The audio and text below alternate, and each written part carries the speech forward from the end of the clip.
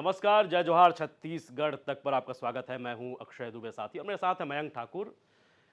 मुद्दे की बात करते हैं और जब चुनाव आते हैं तब हम मुद्दों की पड़ताल करते हैं, ढूंढते हैं कि मुद्दा कौन सा चल रहा है। लेकिन क्या उन मुद्दों पर चुनाव होता है जिनको वाकई में मुद्दे होने चाहिए? क्या कभी आपके सड़क को लेकर, शिक्षा को लेकर, स्वास्थ्य को लेकर ये कभी मुद्दे बन पाते हैं? क्या इसके इर्द गिर्द मतदान होते हैं? इन चीज़ों को लेकर क्या आप अपने घर से बाहर निकलते हैं कि नहीं, इस बार अगर ये काम नहीं होगा तब हम इनको वोट नहीं देंगे? हालांकि ऐसी कई छिटपुट घटनाएं सामने आती है जहां लोग बायकॉट करते हैं या फिर इसको अपने ईवीएम मशीन में जिसका किस्मत कैद कराना हो उसका एक माध्यम बनाते हैं। ये ऐसा कम ही नज़र आता है। मैं इसलिए ये कह रहा हूँ कि अभी हमारी जितनी भी चौपालें हो रही है, वहाँ के जितने एक्सपर्ट बात कर रहे हैं तो ये यही बात कर रहे हैं कि छत्तीसगढ़ में जिस चीज़ को मुद्दा बनना था चुनाव के दौरान, वो कोई भी मुद्दा नहीं बन पाया, जबकि विधानसभा चुनाव के दौरान कई ऐसे मुद्दे सामने आए थे। लोकसभा चुनाव में आखिर ऐसे कौन से कारक होते हैं जो आपको वोट देने या नहीं देने के चयन के पीछे काम करते हैं, इस पर चर्चा करेंगे। तो मैं आपको क्या लगता है कि इस बार छत्तीसगढ़ में लोकसभा का चुनाव हुआ, उसमें कोई मुद्दा आपको नजर आया? अच्छा, जिस तरह की बात आप बढ़ा कह रहे थे उसी को मैं आगे बढ़ाता हूँ, क्योंकि जिस तरह से मुद्दों की बात करें तो कोई भी चुनाव में मुद्दा महंगाई, बेरोजगारी, जो रोजगार देने की बात हो या फिर क्षेत्र विशेष का मुद्दा हो, चाहे रेल लाइन की बात हो, चाहे वो जंगलों को बचाने की बात हो, ये तमाम मुद्दे जो हैं छत्तीसगढ़ के लिए बेसिकली जरूरी हैं। लेकिन हमने देखा कि ये जो लोकसभा चुनाव रहा है छत्तीसगढ़ में, 3 चरणों में जो चुनाव हुआ, इसमें ये सारे मुद्दे पूरी तरह से गौड़ रहे हैं। सबसे बड़ी बात है, इस लोकसभा चुनाव में व्यक्तिगत जो आरोप लगाने का जो दौर रहा है, वो पहले चरण से लेकर अंतिम दौर तक हमने देखा है। छत्तीसगढ़ की राजनीति में हमेशा इस तरह की सूचिता से, इस तरह के व्यक्तिगत आरोपों से लोग बचते रहे हैं। राजनीतिक सौहार्द छत्तीसगढ़ की राजनीति में हमेशा से बना रहा है। विपक्ष के लोगों को भी सार्वजनिक तौर पर लोग पसंद करते रहे हैं, सार्वजनिक तौर पर तारीफ करते हमेशा से देखे गए हैं। लेकिन इस चुनाव में हमने देखा कि सारी मर्यादाएं तार तार होती रही है। हमने देखा है कि चाहे कांग्रेस के नेताओं के बयान हो, पीएम को लाठी दिखाने की बात हो, या फिर जो है पीएम मरेगा मैं जीतूंगा, इस तरह की बात आई हो, ऐसे तमाम बातें हैं जिसको लेकर लगातार हमलावर रही है जो राजनीतिक पार्टियां हैं। उसका फायदा भी निश्चित तौर पर जो है राजनीतिक पार्टियां लेने की कोशिश की है। कुछ चीजें तो हेट स्पीच तक पहुंच गई है। तो ये सारे जो मुद्दे रहे हैं वो उन मुद्दों के इर्द गिर्द ही पूरी तरह से चुनावी माहौल रहा। तमाम रैलियों में, तमाम सभाओं पे केवल इन्हीं बातों की चर्चा हुई है। ना तो रोजगार की बात हुई है, ना क्षेत्र विशेष को डेवलपमेंट की बात हुई है, ना रेल लाइन की बात हुई है, ना सड़कें की बात हुई है। ये सारे मुद्दे पूरी तरह से चुनावी मुद्दों में गायब रहे हैं। बिल्कुल, जो मसाले होते हैं, जो चुटीली बातें होती है या फिर कोई जो चीज़ें होती है जिससे कोई फसाद फैल जाए, ये अगर कोई यूज़ करता भी है, इस्तेमाल करता भी है, तो वो नमक की तरह होनी चाहिए। लेकिन हमारे राजनीति में क्या हो रहा है छत्तीसगढ़ में या फिर देश में, हम देखते हैं तब जो मुद्दे हैं वो नमक की तरह हैं। बस वो थोड़ा सा इस्तेमाल कर लेते हैं कि बता देंगे कि हम आपको रोजगार देंगे, वो भी हवा हवाई होगी। उसमें कोई रोड मैप नहीं दिखाएंगे कि हम कैसे रोजगार देंगे, कहाँ कहाँ रोजगार क्रिएशन होगा, जो एम्प्लॉयमेंट क्रिएशन है वो कैसे होगा, उत्पादन कैसे बढ़ेगा। इन चीज़ों पर कोई बात नहीं होती।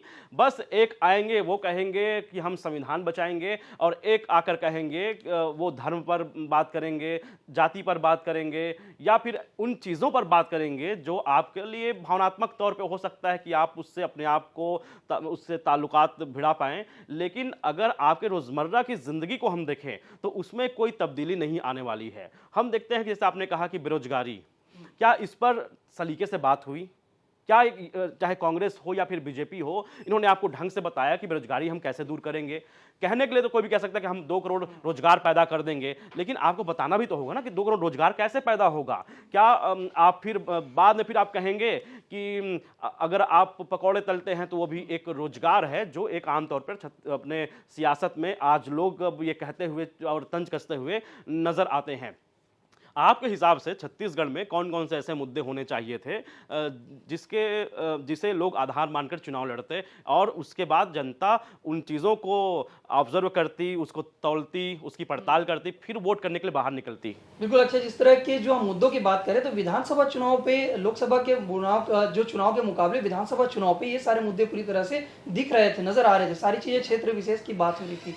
लेकिन लोकसभा चुनाव पे ऐसे कई सारे मुद्दे थे जिसे लेकर लंबे समय से मांग महसूस की जा रही। बस अलग अलग क्षेत्र के लिए अलग अलग मुद्दे जो है वो मायने रखते हैं। जैसे बस्तर क्षेत्र में जो रेल लाइन की जो मांग है लंबे समय से की जा रही है, वहां पर बस्तर में अभी भी मैदानी इलाकों से कनेक्टिंग के लिए रेल लाइन केवल सड़क मार्ग ही प्रमुख जो है वो जरिया है, और उसमें भी लंबे जाम कभी लग जाता है तो इमरजेंसी के हालात बन जाते हैं।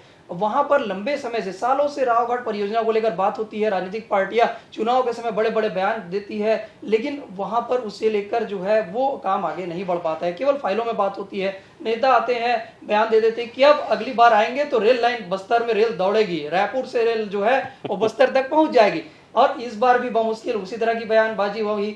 एमओयू बनता है, फाइलें आती हैं, लेकिन वो कागज कहाँ लटक जाता है पता ही नहीं चलता। तो ये एक बड़ा मुद्दा है जिसको लेकर हमेशा से बात होती रही है। इसके अलावा सरगुजा क्षेत्र में जो रेल लाइन जरूर है, लेकिन कनेक्टिंग जो है उसे रायगढ़ के अंदरूनी इलाकों से होते हुए और जो कवर्धा का जो बेल्ट है, इन सारी क्षेत्रों पे जो रेल लाइन की बहुत बड़ी मांग है, उसे लेकर अभी जो है, क्योंकि इसकी बात इसलिए कह रहा हूं क्योंकि बीजेपी ने अभी जो सभा हुई थी, जो बीजेपी के तमाम बड़े नेताओं की, उन्होंने कहा है कि हम इसकी एमओयू बना चुके हैं, बहुत जल्दी कवर्धा के इलाकों से भी रेल लाइन निकलेगी। तो भाई वो निकलेगी कब? जब रेल लाइन बनाने को लेकर चुनावी समय में बात होती है, बड़े बड़े होर्डिंग बैनर पोस्टर लग जाते हैं, तो ये चीजें दिखती नहीं है। दूसरी रोजगार की बात है, क्षेत्र विशेष की बात इसलिए रेल लाइन की बात की गई है। इसके अलावा क्षेत्र विशेष में बात कर दी जाए तो भाई रेल लाइन के बाद बात कर देते हैं तो जंगलों की बात करते हैं, जंगलों को बचाने की बात होती है, क्योंकि छत्तीसगढ़ में जो मैदानी इलाका है उन इलाकों पर जंगल बचाने को लेकर लंबे समय से द्वंद चल रहा है, मानव हाथी द्वंद के हालात तक बन चुके हैं। हमने देखा है रायगढ़ क्षेत्र पे, सरगुजा इलाकों पर, और तो और बिलासपुर क्षेत्र में जो टेम्परेचर है छत्तीसगढ़ में सबसे ज्यादा टेम्परेचर हो जाता है, 46 47 तक वहां पर टेम्परेचर गया हुआ है, जो बिलासपुर किसी समय में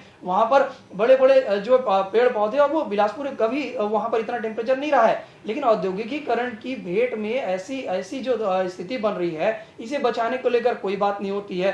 बेरोजगारी के लिए किसी तरह का रोड मैप कोई तैयार नहीं होता कि इतनी नौकरियां बची है, इतनी नौकरियां छत्तीसगढ़ में है, भिलाई स्टील प्लांट जैसा बड़ा उद्योग छत्तीसगढ़ में है, वहां कितनी नौकरियां बची है। दुर्ग लोकसभा पे आप भले प्रदेश में सबसे ज्यादा लीड से आप जीत कर आ गए हैं, लेकिन उस जगह पर भिलाई स्टील प्लांट में कितनी नौकरी आप देंगे, क्या क्या रोड मैप है? इस तरह भिलाई स्टील प्लांट की तरह बड़े प्लांट लगने को लेकर क्या छत्तीसगढ़ में इस तरह का कोई बड़ा प्लांट आज तक दोबारा नहीं लग पाया है? इसे लेकर कोई बात नहीं होती। आप डबल इंजन सरकार की बात तो करते हैं, लेकिन ऐसे कोई बड़े उद्योग को लेकर कोई रोड मैप, कोई चीजें हैं, ऐसे कोई बात नहीं की जाती है। अच्छा, बिल्कुल बात नहीं की जाती, लेकिन ऐसा नहीं है कि लोग बात नहीं करेंगे। ये बात तभी करेंगे जब आप बात करेंगे। तो आपको क्या लगता है कि छत्तीसगढ़ में कौन से ऐसे मुद्दे थे जिनको इस बार हावी होना था? आगे भी हम भी मुद्दे की बात करते रहेंगे और आप भी मुद्दों की बात करते रहिए। और इन्हीं मुद्दों की बात को देखने के लिए, समझने के लिए पहले तो आप कमेंट करके बताएं कि कौन से मुद्दे होने चाहिए थे, और मुद्दों की बातों को समझने के लिए आप देखते रहें छत्तीसगढ़ तक। नमस्कार, जय जोहार।